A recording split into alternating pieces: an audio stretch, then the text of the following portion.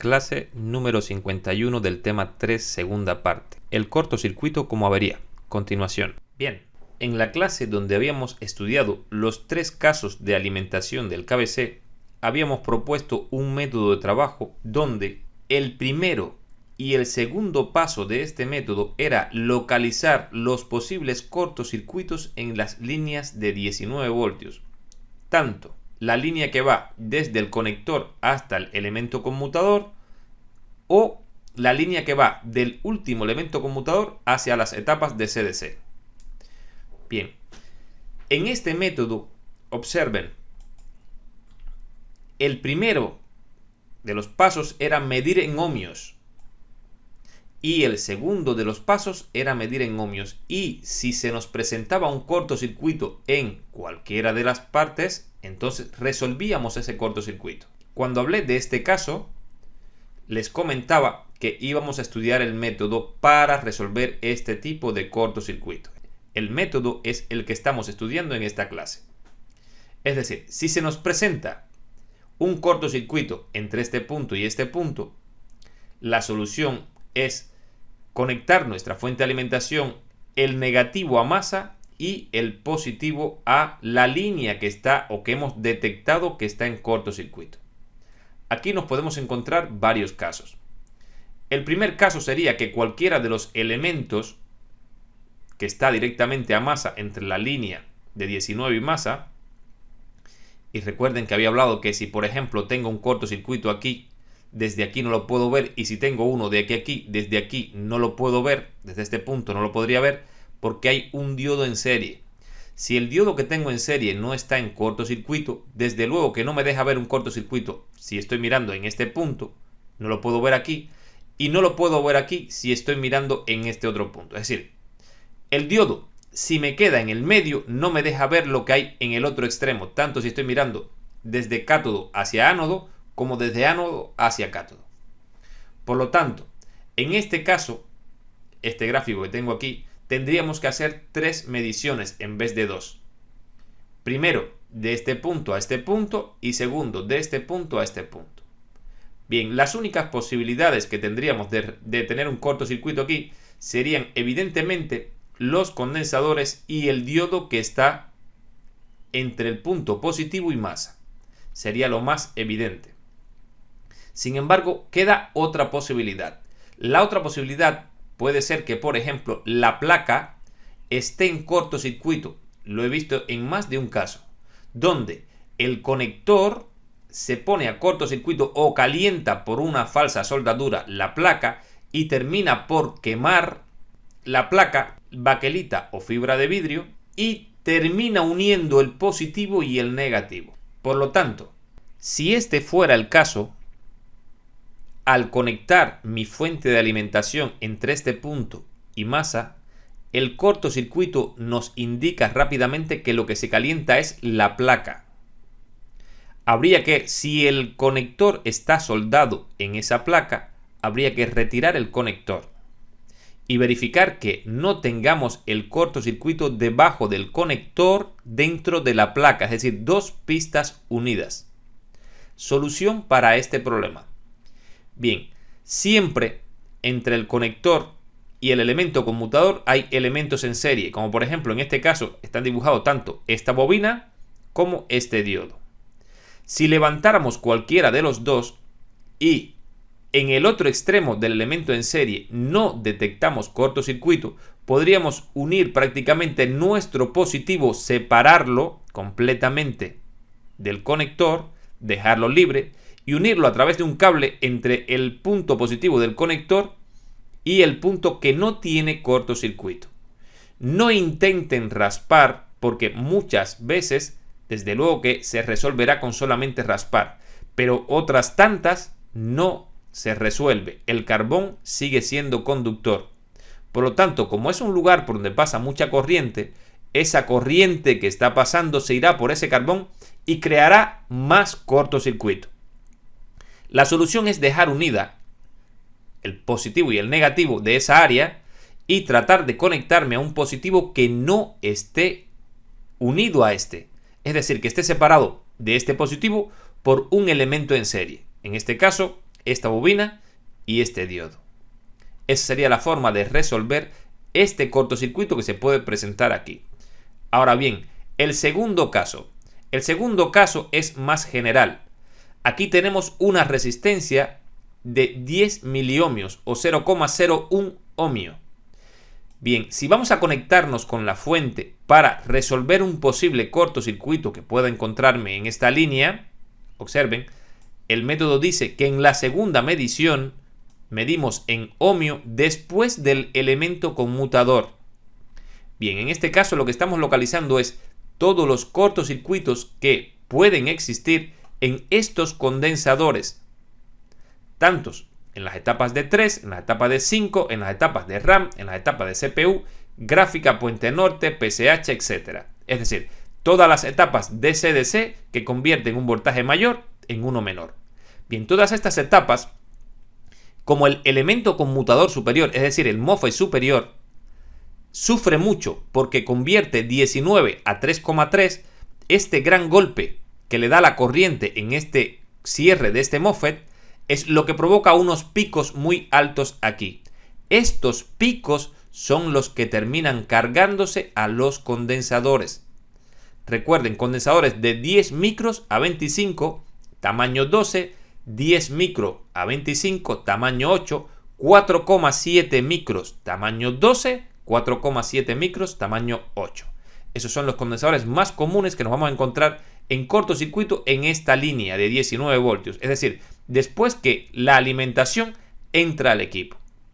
No se os ocurra, repito, conectar la fuente de alimentación para localizar el cortocircuito, y la solución sería esa: conectarnos justamente la fuente, el negativo aquí y el positivo aquí. Cuando conectamos una fuente de alimentación negativo, positivo, la corriente se encarga de circular por todo el circuito y calentarnos al elemento que está dañado, en este caso seguramente un condensador, pero no es el único caso. Aquí nos vamos a encontrar otras averías. Estamos explicando en esta primera parte las averías que ocurren en estos condensadores, es decir, una etapa DC-DC que convierte 19 a 3,3 tiene condensadores de 10 micros, como por ejemplo este de aquí no, este es un condensador de 1 micro. Tiene un condensador de 10 micros a 25 voltios. Bien, son los condensadores de 25 voltios los que sufren. ¿Por qué? Porque cuando este transistor conmuta, el pico que se levanta puede superar los 25 voltios, dañando a este condensador. Bien, la forma más sencilla de resolverlo sería o bien conectar la fuente, el positivo de nuestra fuente en este punto, o en un drenador de los MOSFET de la etapa superior de los circuitos DC-DC.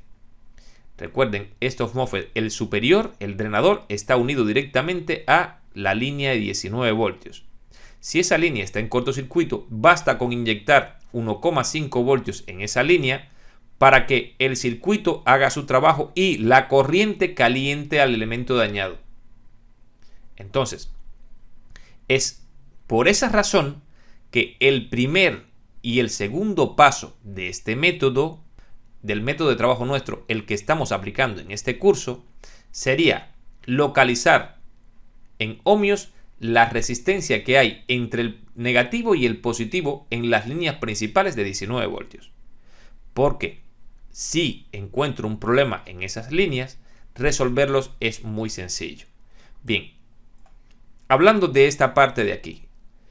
Bien, no solamente existe la posibilidad que cuando yo mida en este punto en ohmios, me encuentre una baja resistencia y sea un condensador. Hablemos de ese caso. El otro caso de cortocircuito que se nos puede presentar sería el siguiente. Suponiendo que al hacer una medición en ohmios en este punto no nos diera baja resistencia y encontráramos en la segunda medición una baja resistencia en la línea de 19, tomaríamos nuestra fuente, soldaríamos la masa en este punto y en esta parte soldaríamos el positivo, intentando localizar cuál es el elemento que está en cortocircuito. Sin embargo, ya hemos dicho que siempre vamos a utilizar nuestra fuente para detectar un cortocircuito partiendo del voltaje de 1,5 voltios. ¿Por qué en una línea de 19 partiríamos justamente en un voltaje de 1,5 voltios? Bien, porque nos puede ocurrir exactamente lo que vamos a plantear ahora. Supongan que de repente han conectado aquí el positivo, o mejor dicho, en este punto han conectado el positivo, le han aplicado 1,5 voltios y de repente se nos calienta uno de los VGAs, ya sea puente sur, puente norte, PCH, gráfica, CPU, etc. Se nos calienta un VGA, estamos aplicándole 1,5 voltios. Veamos cuál es el problema que tenemos. Si nos vamos a un circuito típico donde, por ejemplo, estamos alimentando a la CPU Core, y lo representamos gráficamente de esta forma, si midiéramos en un circuito donde todo estuviera correcto, la resistencia que vamos a encontrar entre masa y el drenador de la etapa de SDC que alimenta la CPU sería en este punto muy alta, es decir, en la línea de 19 sería muy alta. Sin embargo, en el caso que nos trae, hemos encontrado una baja resistencia en este punto. Es decir, cuando hemos medido con nuestro multímetro, hemos encontrado 1,1 ohmio por poner un ejemplo. Y cuando le hemos aplicado 1,5 voltios a esta línea, es decir, a la línea de 19, de repente la CPU ha comenzado a calentarse. ¿Cuál es el problema que tenemos? Bien, aquí es donde cobra fuerza el haber alimentado la línea con 1,5 voltios y no con otro voltaje. Bien, el problema que tenemos en realidad es que este MOSFET se ha dañado, está en cortocircuito, está dejando pasar prácticamente toda la corriente hasta la CPU, porque la CPU tiene una masa en este punto. Y la línea de 19 está ahora unida entre este punto, la alimentación de la CPU y masa. En estos casos hay que prestar mucha atención a lo que hacemos con este voltaje. ¿Por qué razón? Bien, por una sencilla razón. Primeramente, si se está calentando un VGA, repito, es que el MOSFET superior está cortocircuitado. El MOSFET superior de la etapa DC-DC que alimenta a ese VGA. No debemos subir el voltaje este, porque la corriente está atravesando el MOSFET, pero se lo estamos inyectando prácticamente completo al VGA. Si subimos a 5 voltios dañaremos al VGA, pero si subimos por encima de un voltaje X, casi 2,5 voltios, seguramente dañaremos unos condensadores que están en este punto. Si observamos en el voltaje USS Core en cualquiera de los esquemas, encontraremos que hay unos condensadores que tienen un voltaje de trabajo de 2 voltios. Observen. Estos condensadores que están a la salida justamente antes de alimentar la CPU son 2 voltios. 2 voltios. En esta figura esos condensadores no están puestos, pero existen en este punto exactamente. Si le aplicamos más de 2 voltios, terminaremos dañando a los condensadores y también terminaremos dañando a la CPU. Por ello, cuando aplicamos voltaje a la línea de 19 voltios, línea principal, es decir, la línea que se reparte por todos los circuitos de SDC, partimos de un voltaje inicial de 1,5 voltios. No debemos subir por encima de 2 voltios porque podemos dañar esos condensadores y a los VGA. Antes de subir este voltaje por encima de 2 voltios, tenemos que cerciorarnos que efectivamente nuestro problema no es que se nos esté calentando un VGA. Porque, repito, si subimos el voltaje, dañaremos estos condensadores y este VGA. Por ello es que en este caso, cuando estamos detectando un cortocircuito en la línea de 19 voltios, hay que prestar mucha atención a estos detalles. Bien, nos queda también el caso cuando se nos protege el cargador. Cuando se nos protege el cargador tenemos dos casos.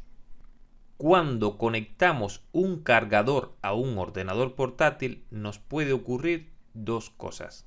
La primera es que el cargador se proteja completamente y no levante nuevamente el voltaje. Sin embargo, también nos puede ocurrir que el cargador haga un sonido como que intenta conectarse, un clac, clac, clac, clac, clac. Bien, esos son los dos casos que nos vamos a encontrar.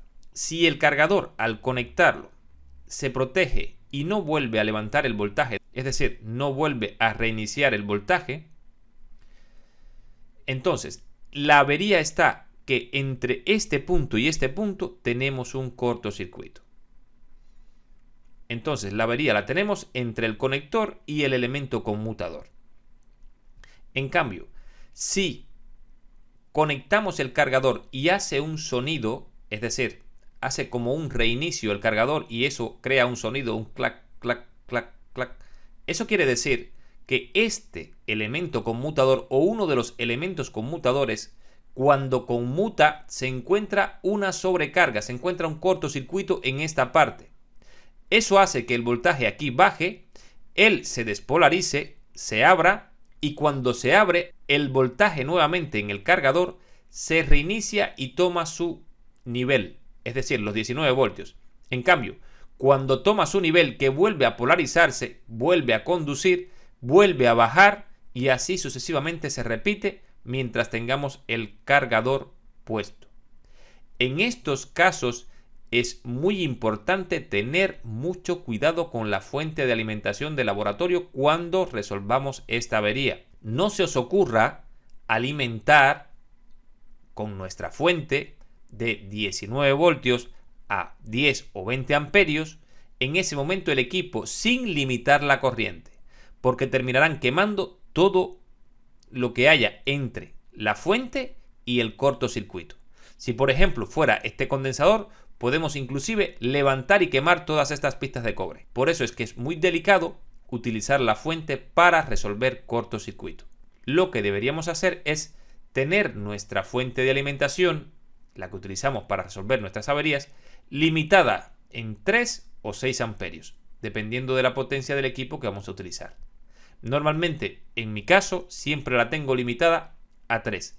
Y cuando me pide más, entonces le doy más corriente. Le doy la corriente que me demande el equipo en ese momento.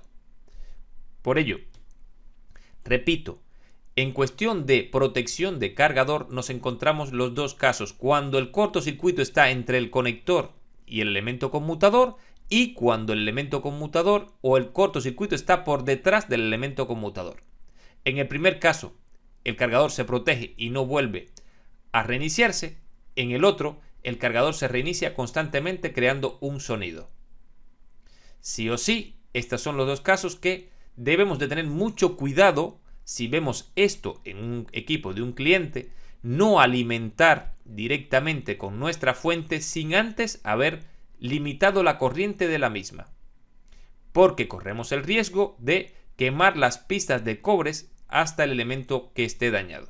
Podemos añadir también que en las líneas de 19 los condensadores, repito, que más caen a cortocircuito son aquellos que tienen 25 voltios de voltaje de trabajo. Podemos descartar los condensadores que estén en estas líneas que tengan un voltaje de trabajo muy alto, por ejemplo 0,1 micro a 50 voltios. Si estamos trabajando en una línea de 19, un condensador que tenga un voltaje de trabajo de 50 voltios, será muy difícil de que caiga cortocircuito.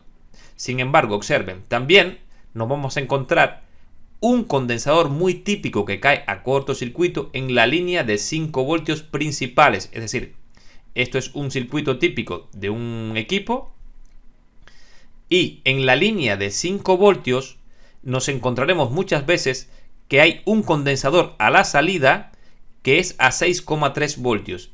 Este voltaje, por estar tan cercano a los 5 voltios, también crea la avería de que cae a cortocircuito este condensador. Por ello es que hay que tener en cuenta cuando estamos buscando y analizando cortocircuitos en determinadas líneas, también fijarnos en el voltaje de trabajo de los condensadores. Repito, no sería lógico pensar que PC187, un condensador de 0,1 micro a 50 voltios, cayera a cortocircuito en una línea de 5, porque está muy lejos 5 a 50. Sin embargo, el que le sigue, PC184, es un condensador de 150 micros a 6,3 voltios. Al estar tan cercano el voltaje de trabajo del condensador al voltaje de salida de la línea, esto nos puede causar que si a esta línea se le demanda una cantidad de corriente, pueda crear un pico de voltaje que dañe este condensador. Y de hecho así sucede. Por lo tanto, en las líneas de 5 voltios me he encontrado muchas veces este condensador en cortocircuito. Además de eso, también me he encontrado en ciertos circuitos, por ejemplo, en este caso estoy analizando el ISL6251. El ISL6251, cuando se alimenta, es decir, por el pin 24 entran 19 voltios, por el pin 1 deben de salir 5.075. Bien, PC75 es un condensador de 1 micro a 6,3 voltios. Me he encontrado este condensador dañado, impidiendo que este circuito pueda trabajar y el equipo pueda encender. Dañado quiero decir en cortocircuito, de este punto a este punto. También me he encontrado este otro condensador también en cortocircuito. O este.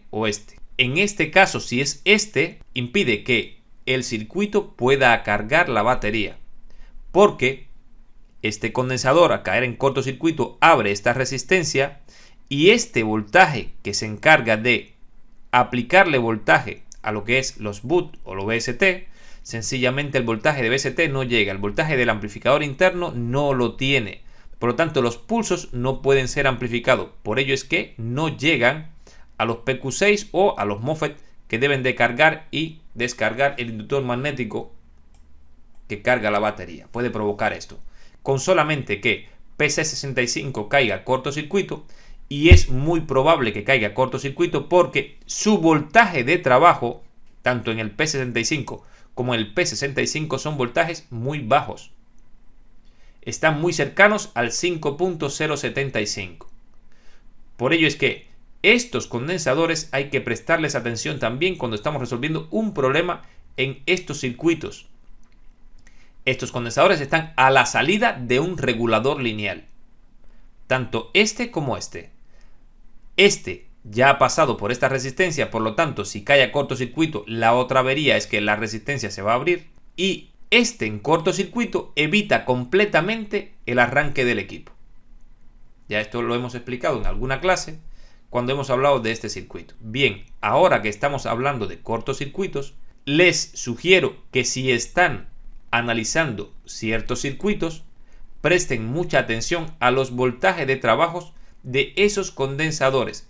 Basta con eso para a veces resolver una avería. Por ejemplo, como ya les dije, no siempre la avería es que el elemento, o en este caso el condensador, cae a cortocircuito. Específicamente en este modelo, en el OP6, cuando este condensador me lo he encontrado desvalorizado, es decir, bajo de capacidad, fíjense que es un condensador de 1 micro, esa baja capacidad ha hecho que este circuito no permita el arranque del equipo. Entonces, la solución que le he dado es que siempre que sustituyo un ISL6251, uno de los detalles que miro es en el pin 1 el condensador que está a masa. En algunos casos es a 10 voltios, en otros es a 6,3. Si el caso es de 6,3, sustituyo tanto el circuito como el condensador. Porque me ha ocurrido en más de una ocasión que el condensador, al estar desvalorizado, daña el circuito y no me deja arrancar el equipo. Y luego tengo que sustituir este circuito y el condensador. Por lo tanto, ya como norma general, en este caso, en los ISL6251, sencillamente siempre que encuentro este circuito dañado, busco en su pin 1 y si el condensador es de 6,3 voltios, lo cambio también. Si es de 10 voltios no tiene problema, pero el de 6,3 en muchas ocasiones me ha traído problemas, por lo tanto ya lo cambio. Otro cortocircuito que también nos vamos a encontrar al reparar estos equipos es en el KBC. Al medir entre la línea de 3,3 voltios que alimenta el KBC y masa, nos encontraremos en muchas ocasiones una resistencia de aproximadamente entre 80, 100, 150, 200 ohmios. Si encontramos esto, podemos dar prácticamente por sentado que efectivamente el KBC está dañado. Lo más típico es que o bien la BIOS o bien el KBC está dañado. Lo lógico es que primero extraigamos la BIOS, que es un elemento de 8 pines, muy fácil de sacar, y por último retiremos el KBC. Pero podemos casi que asegurar que es el KBC. Y digo casi porque si aplicamos 1,5 voltios como método a una resistencia de aproximadamente entre 90 y 100 ohmios, el elemento al que le estamos aplicando es un circuito bastante grande físicamente. Con esa corriente que puede provocar ese voltaje no será suficiente para calentarlo. En este caso, este método no nos vale. Por ello es que hay que prestar mucha atención a qué es lo que se alimenta cuando alimento esta línea. Me he vuelto a remitir a lo que es el diagrama de voltajes y corrientes para que entiendan esta parte. Cuando está alimentado el KBC, sería esta línea azul completa, tenemos alimentado al bloque ACPI, tenemos alimentado a la BIOS, tenemos alimentado al KBC, tenemos alimentado al módem y a lo que es el circuito de la LAN. Lo único que tenemos alimentado en este momento del equipo es todo aquello por donde puedo arrancar el equipo. El equipo enciende realmente por este circuito de aquí, por el circuito ACPI. La orden se la envía al KBC, la secuencia está dentro de la BIOS. Y los otros circuitos por donde puedo enviar una orden de arranque es a través de un módem hacia el KBC o a través de la LAN hacia el KBC. Son los únicos circuitos que están alimentados. Por lo tanto, si encuentro un cortocircuito en los 3,3 voltios que estoy alimentando al KBC, debo pensar exactamente en esto que acabo de ver en ese diagrama. ¿Cuáles son los circuitos que están unidos a este voltaje? En este caso, los circuitos son los que he mencionado hasta ahora. Pero lo más probable, lo que más me he encontrado como avería, es que el KBC es el principal causante de estos problemas. Basta con sustituirlo para que el problema se resuelva. Así que también hay que prestar mucha atención a cuando tenemos un problema de una resistencia baja, pero no es tan baja, porque en esos casos no podemos aplicar nuestro método general de 1,5 voltios. Cuando hablo de 1,5 voltios, hablo de un voltaje inicial. Quien realmente, repito, limita a este método es la línea. En este caso podemos subir hasta 3 voltios, pero no podríamos subir más de 3 voltios porque hay circuitos que se dañarían y están unidos a esta línea si le aplicamos más de 3 voltios. Yo he tenido muchas veces que aplicar inclusive 10 voltios en una línea para resolver un caso. Y hablo de las líneas, por ejemplo, de 19 voltios. En los condensadores que son de tamaño 0,8, a veces yo he tenido que inclusive llegar a 7, 8 y 9 voltios para que esos condensadores se me calienten. Así que hay que prestar mucha atención a este detalle también. Yo estoy hablando del método de 1,5 para que lo recuerden. Me refiero a el voltaje que tenía la fuente de alimentación en las figuras que le he mostrado. El voltaje que le estoy aplicando como figura es 1,5. Pero en este caso, que se calienta el VGA, no puedo subir más de 2 voltios.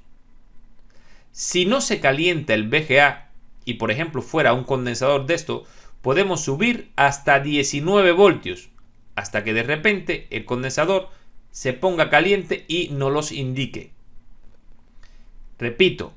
Si se calienta un VGA no puedo subir más de 2 voltios porque hay condensadores justo a la entrada de alimentación del VGA Y estos condensadores tienen un voltaje de trabajo límite de 2 voltios.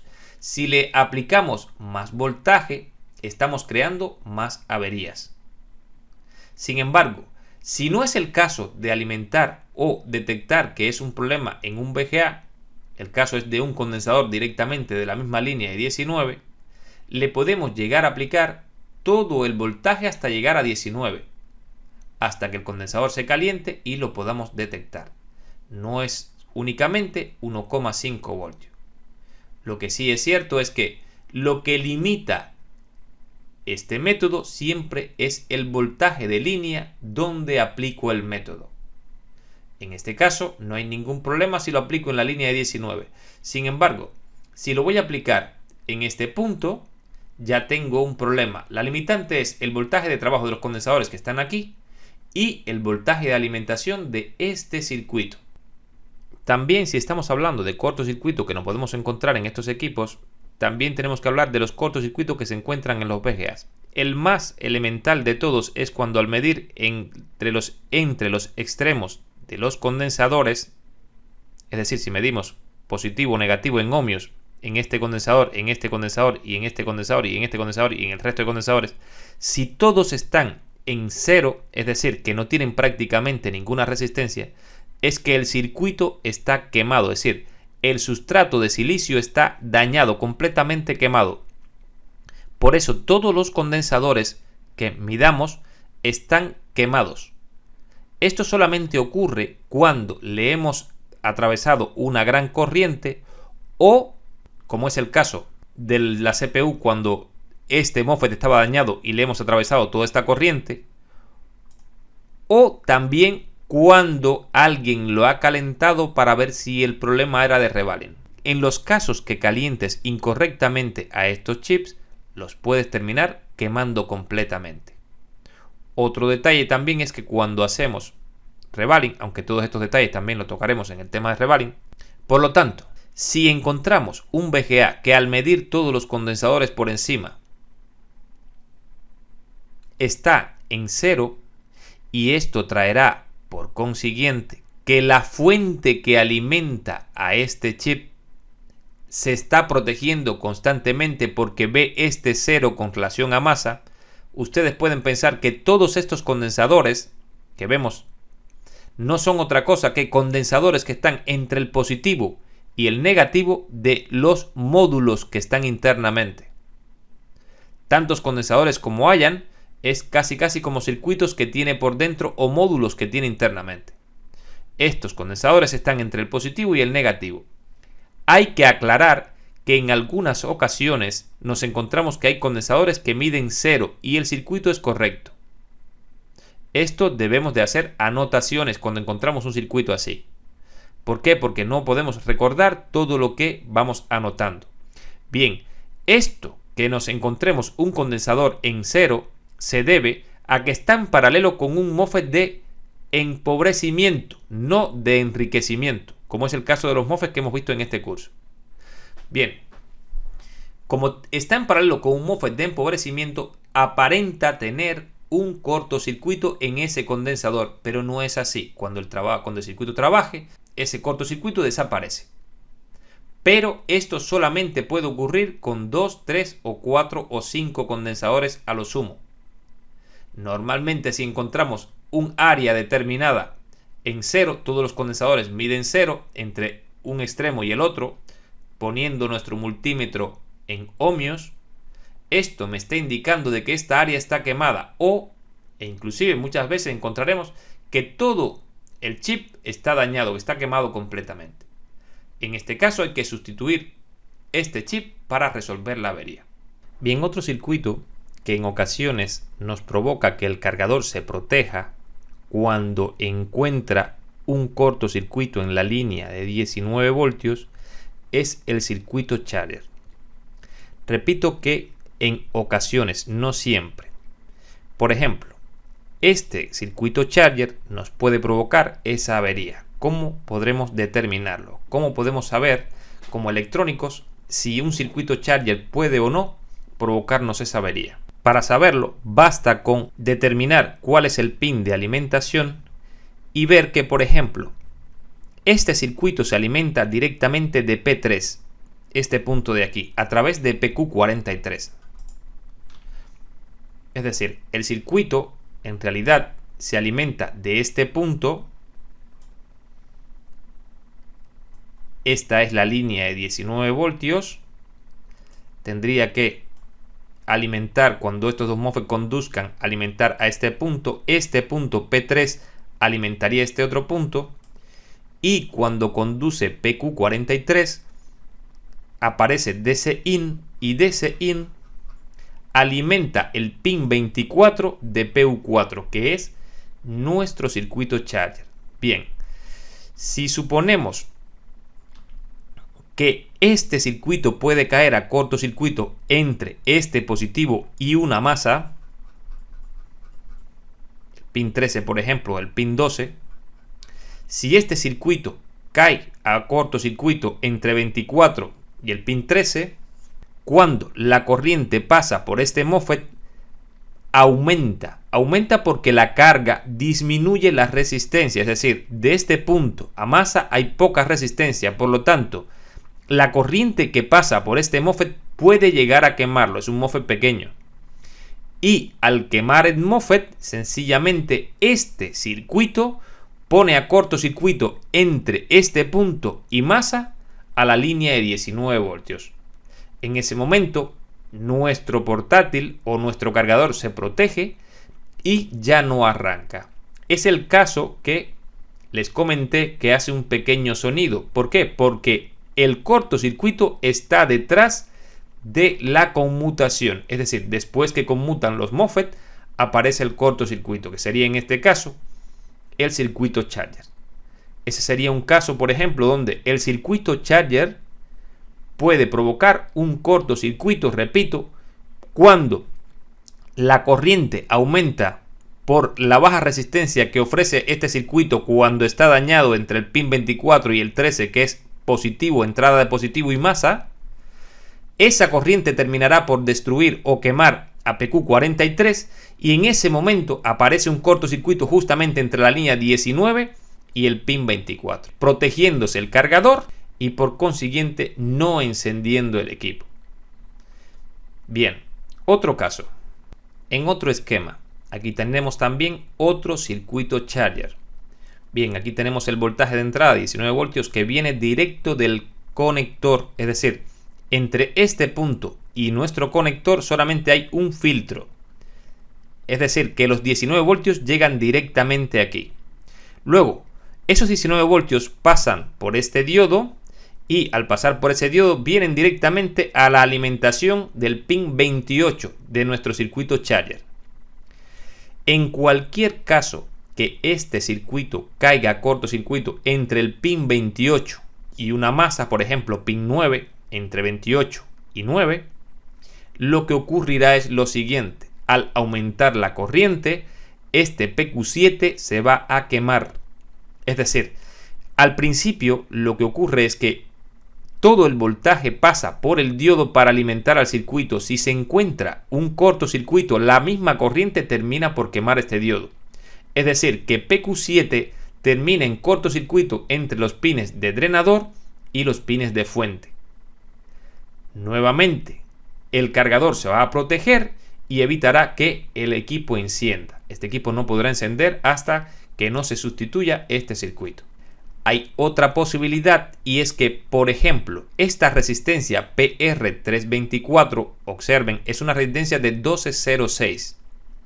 Si el cortocircuito de este circuito es muy grande, es decir, como para quemar también a esta resistencia, tendríamos dos averías. Tendríamos que el equipo no se va a proteger, pero no va a encender. ¿Por qué razón? Bien, porque esta resistencia se va a abrir y este circuito no va a poder manejar la conmutación de estos MOSFET. ¿Qué nos vamos a encontrar? Bien, posiblemente nos encontremos PQ7 dañado, es decir, quemado. El diodo. No vamos a poder determinar si es el diodo o el MOSFET. ¿Por qué? Porque el diodo está en paralelo entre drenador y fuente. Por lo tanto, si ese diodo cae a cortocircuito, tendremos un cortocircuito entre drenador y fuente, sí o sí. Bien, esa sería la primera de las averías. La segunda, si se nos abre PR324, nosotros no vamos a poder determinar justamente en este punto, por eso es que a veces digo que hay que revisar cada uno de los puntos, no vamos a poder determinar una baja resistencia en la línea de 19. Si este MOSFET está quemado o dañado completamente entre drenador y fuente, tendríamos que esta resistencia se abre. ¿Por qué se abre? Porque la corriente que pasa entre el pin 28 y el pin 9 es muy alto, como que la quema. Si vemos esta resistencia quemada, ya podemos intuir que el tamaño es 1206, es decir, esta resistencia es capaz de disipar 0,25 vatios. Si una resistencia que es capaz de disipar 0,25 vatios la encontramos quemada, quiere decir que lo que tiene a su extremo como carga está dañado o quemado. La corriente aumentó mucho en esa resistencia como para quemarla. Por lo tanto, ya podemos dar por hecho que o bien este P645 está cortocircuitado o bien es el mismo PU4 quien está cortocircuitado. Sí o sí, lo más posible es que se haya dañado PQ7, PR324 y PU4 o PC45. Cualquiera de los dos puede provocarme la misma avería, porque la corriente vendría por aquí y saldría hacia esa masa, o la corriente vendría por aquí y saldría por esta masa. Uno de los dos puede provocarme que PR324 se queme y PQ7 se queme. Como ven, esto es otro caso donde el circuito charger, al caer en cortocircuito, impide que el equipo encienda. Y como otro ejemplo de un circuito charger que puede provocarme que el equipo no encienda por un cortocircuito en el circuito charger, es este de este esquema. Por ejemplo, lo que tenemos aquí justamente es el punto donde se conecta el conector. Es decir, estos son 19 voltios directamente a cargador. Observen, esto está conectado justamente a este punto. Y entre este punto, que es el conector, y el pin 22, no tengo ninguna conexión. Quiere decir esto, que si este circuito entra a cortocircuito entre el pin 22 y una masa, el conector o el cargador se protege y no vuelve a desprotegerse hasta que no lo desconectemos de la red eléctrica. ¿Por qué razón? Bien, porque este cortocircuito es directo desde una masa hasta el cargador.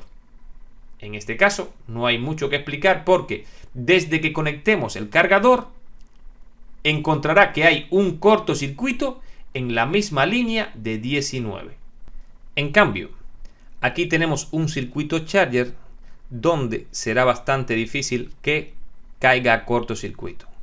¿Por qué razón? Bien, porque tengo la alimentación de 19 voltios aplicado a este punto, es decir, antes de conmutar PQ8, es decir, que me pase la alimentación de 19, este circuito se alimenta a través de PD14 y PR46.